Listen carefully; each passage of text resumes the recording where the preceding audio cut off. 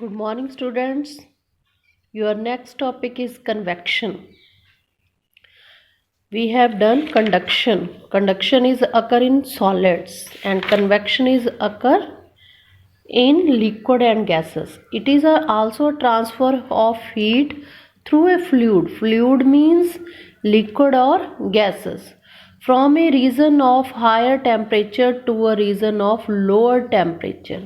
ਜਿੱਥੇ ਜ਼ਿਆਦਾ ਟੈਂਪਰੇਚਰ ਆ ਉੱਥੋਂ ਜਿੱਥੇ ਨੂੰ ਘੱਟ ਟੈਂਪਰੇਚਰ ਆ ਉੱਥੇ ਨੂੰ ਹੀਟ ਦੀ ਟਰਾਂਸਫਰ ਨੂੰ in liquid and gases we call convection. This is done by actual movement of heated fluid particles.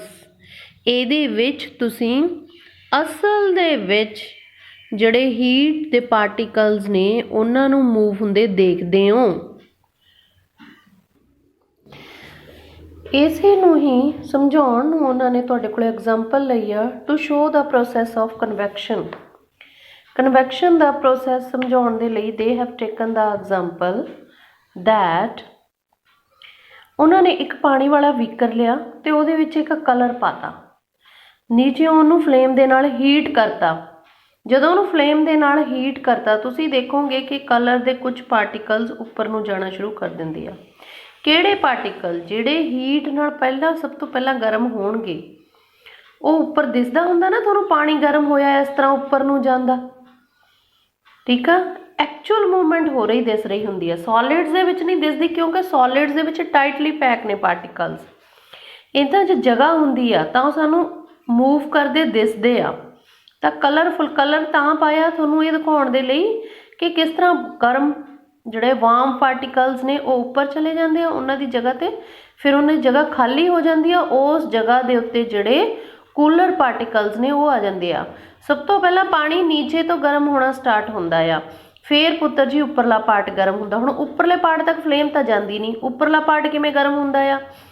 ਇਹ ਜਿਹੜੇ ਨੀਚੇ ਵਾਲੇ ਪਾਰਟੀਕਲਸ ਨੇ ਇਹ ਗਰਮ ਹੋ ਜਾਂਦੇ ਨੇ, ਗਰਮ ਹੋ ਕੇ ਇਹ ਲਾਈਟ ਹੋ ਜਾਂਦੇ ਆ ਵੇਟ 'ਚ, ਤਾਂ ਇਹ ਉੱਪਰ ਨੂੰ ਜਾਣਾ ਸਟਾਰਟ ਕਰ ਦਿੰਦੇ ਆ. ਉੱਪਰਲੇ ਠੰਡੇ ਪਏ ਹੁੰਦੇ ਆ, ਉਹ ਹੈਵੀ ਹੁੰਦੇ ਆ ਅਤੇ ਸਪੇਸ ਜਗ੍ਹਾ ਮਿਲ ਗਈ ਹੁੰਦੀ ਉਹ ਥੱਲੇ ਨੂੰ ਆਉਣਾ ਸ਼ੁਰੂ ਕਰ ਦਿੰਦੇ ਆ. ਪਹਿਲਾਂ ਸਪੇਸ ਨਹੀਂ ਹੁੰਦੀ ਕਿਉਂਕਿ ਇੱਥੇ ਦੂਸਰੇ ਪਾਰਟੀਕਲਸ ਪਏ ਨੇ. ਇਹਨੂੰ ਅਸੀਂ ਕਹਿੰਦੇ ਆ ਕਨਵੈਕਸ਼ਨ. ਵੈਨ ਏ ਲਿਕੁਇਡ ਔਰ ਗੈਸ ਇਜ਼ ਹੀਟਡ, ਜਦੋਂ ਕਿਸੇ ਲਿਕੁਇਡ ਜਾਂ ਗੈਸ ਨੂੰ ਹੀਟ ਕੀਤਾ ਜਾਂਦਾ ਉਹਦੇ ਪਾਰਟੀਕਲ ਜਿਹੜੇ ਸੋਰਸ ਆਫ ਹੀਟ ਦੇ ਨੇੜੇ ਨੇ ਉਹ ਹੀਟ ਲੈ ਲੈਂਦੇ ਨੇ. ਹੀਟ ਲੈ ਕੇ ਐਕਸਪੈਂਡ ਮੀਨਸ ਫੈਲਣਾ, ਫੈਲ ਜਾਂਦੇ ਨੇ and become light in weight. Weight ਦੇ ਵਿੱਚ ਲਾਈਟ ਮੂਵ ਹੋ ਜਾਂਦੇ ਨੇ. ਜਦੋਂ ਹਲਕੇ ਹੋ ਗਏ, ਲਾਈਟ ਹੋ ਗਏ ਤਾਂ ਉੱਪਰ ਨੂੰ ਉੱਠਣਗੇ. ਹਲਕੀ ਚੀਜ਼ ਉੱਪਰ ਨੂੰ ਉੱਠਦੀ ਆ. ਪਾਰਟੀਕਲਸ ਹੀਟ ਲੈ ਕੇ ਪੁੱਤਰ ਜੀ ਐਕਸਪੈਂਡ ਹੋ ਜਾਂਦੇ ਨੇ, light in wave and move upward. ਉਹਨਾਂ ਦੀ ਜਗ੍ਹਾ ਦੇ ਉੱਤੇ ਫਿਰ ਕੂਲਰ ਪਾਰਟੀਕਲਸ ਆ ਜਾਂਦੇ ਨੇ.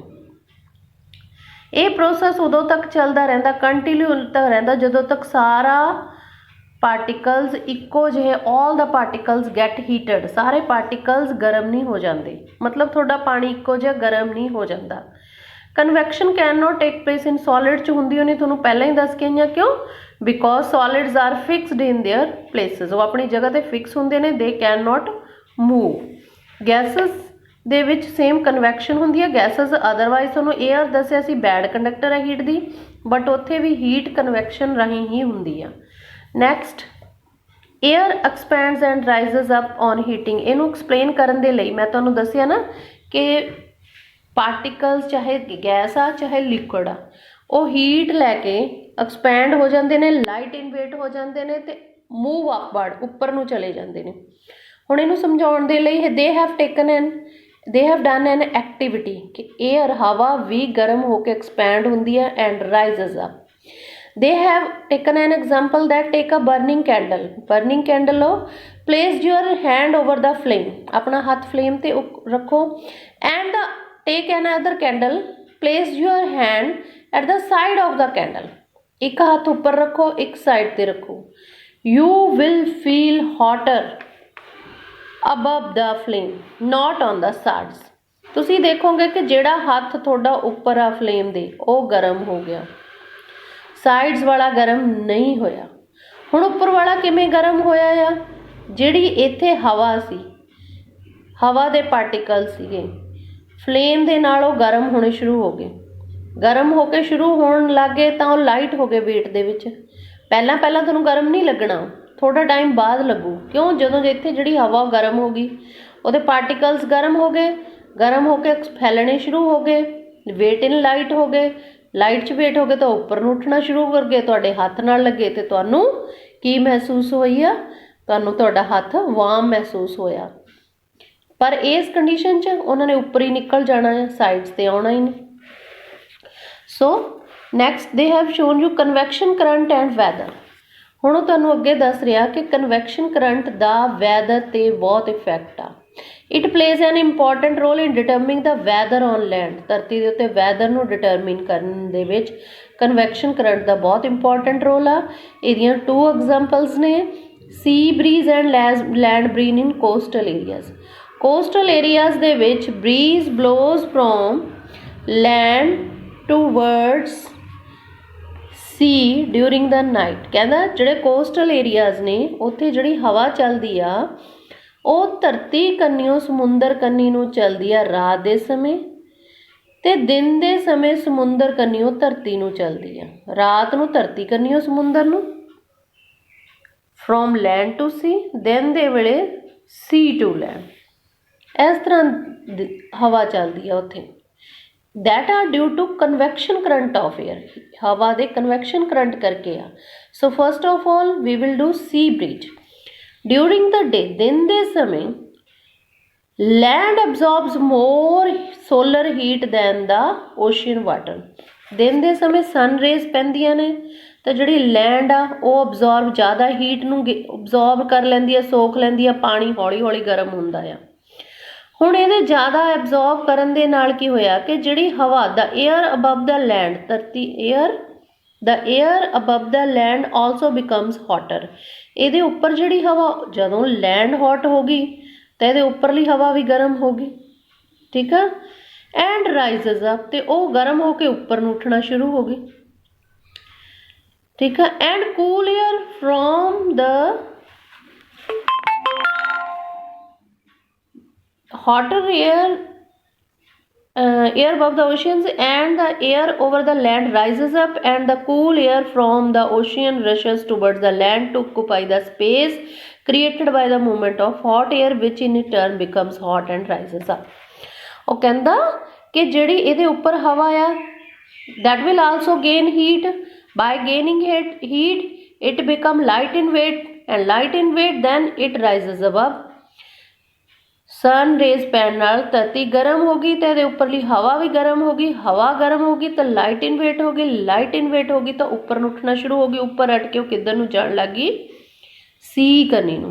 बट इत्थे जगह खाली हो गई। हुण जिहड़ी इत्थे वाली हवा वो हैवी है ने, वो फिर वो इहदी जगह लैण लग गई, हवा हैवी इधर ਨੂੰ आउण लग गई क्योंकि स्पेस हो गई, जगह खाली हो गई, ਉਹਨੂੰ जगह चाहिए सी, वो इधर ਨੂੰ आउण लग गई। इस तरह at day time the breeze, the air that moves from land to sea, hot air from land to sea and cool air from sea to land is called sea breeze। the convection air current from sea to land, ਜਿਹੜੀ sea ਤੋਂ ਸਵੇਰ morning time ਦੇ ਉੱਤੇ ਉਹਨਾਂ ਦੇ ਹਵਾ ਜਿਹੜੀ ਚੱਲਦੀ ਆ ਉਹ ਸਮੁੰਦਰ ਕੰਨੀਓ ਧਰਤੀ ਕੰਨੀ ਨੂੰ ਚੱਲਦੀ ਆ, that is called sea breeze ਕਹਿੰਦੇ ਆ ਅਸੀਂ ਉਹਨੂੰ। ਤਾਂ ਹੀ ਤਾਂ ਜਿਹੜੇ ਕੋਸਟਲ ਏਰੀਆਜ਼ ਦੇ ਨੇੜੇ ਲੋਕ ਨੇ ਉਹ ਆਪਣੇ ਘਰਾਂ ਦੀਆਂ ਖਿੜਕੀਆਂ ਖੋਲ ਦਿੰਦੇ ਆ ਜਿਹੜੀਆਂ ਸਮੁੰਦਰ ਕੰਨੀ ਨੂੰ ਹੋਣਗੀਆਂ ਤਾਂ ਕਿ ਠੰਡੀ ਠੰਡੀ ਹਵਾ ਆਵੇ। ਐਂਡ ਲੈਂਡ ਬ੍ਰੀਜ਼ 'ਚ ਉਲਟ ਹੋ ਗਈ, ਡਿਊਰਿੰਗ ਦਾ ਨਾਈਟ ਹੋ ਗਈ, land masses lose heat faster. ਧਰਤੀ ਬਹੁਤ ਜਿੰਨੀ ਛੇਤੀ ਐਬਜ਼ੋਰਬ ਕਰਦੀ ਆ ਹੀਟ ਨੂੰ ਉਨੀ ਛੇਤੀ ਉਹ ਛੱਡਦੀ ਆ। ਪਾਣੀ ਹੌਲੀ ਹੌਲੀ ਹੀਟ ਲੈਂਦਾ ਤੇ ਹੌਲੀ ਹੌਲੀ ਛੱਡਦਾ। ਰਾਤ ਹੋ ਗਈ, ਧਰਤੀ ਨੇ ਛੇਤੀ ਹੀਟ ਛੱਡਤੀ, ਇਹ ਠੰਡੀ ਹੋ ਗਈ, ਪਰ ਹਜੇ ਇਹ ਹੌਲੀ ਹੌਲੀ ਛੱਡ ਲਿਆ, ਇਹ ਗਰਮ ਹੋਏ ਹਜੇ ਪਿਆ ਆ।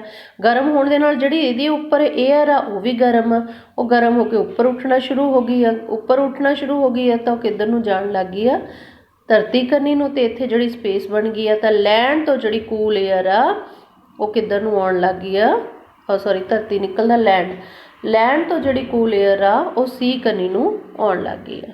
During the night land masses lose heat and water masses become faster than the water masses।